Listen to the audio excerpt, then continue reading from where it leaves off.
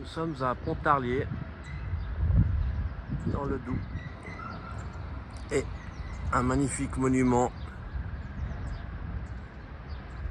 mort pour la France. Il faudrait juste rajouter un sous-titre d'Anatole France, qui était dans les tranchées dès le début. On croit mourir pour la patrie, mais on meurt pour des industriels. Puisque l'histoire n'est jamais racontée, il faudrait surtout pas savoir pour quels intérêts il y a des guerres. On y est en plein avec le mensonge sur la guerre en Ukraine, que soi-disant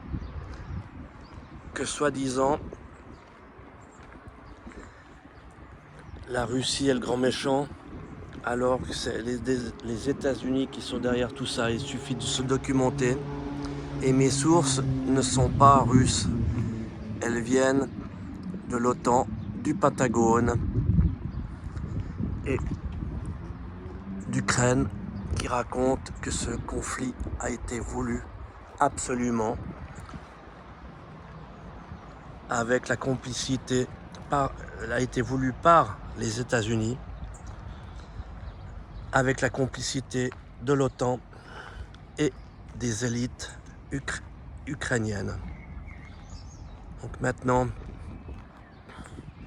ne me vais pas faire la leçon, parce que je ne peux plus supporter des abrutis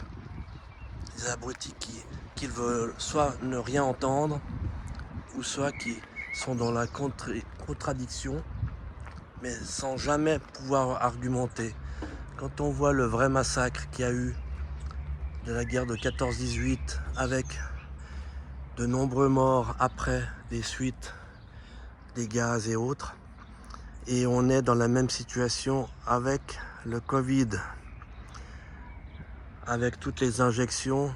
On arrive déjà après 2 ans de vaccination de masse, et seulement sur une partie des pays du monde, on arrive déjà à plus de morts, des injections expérimentales, des laboratoires criminels et de leurs complices des gouvernements, que de morts du Covid lui-même.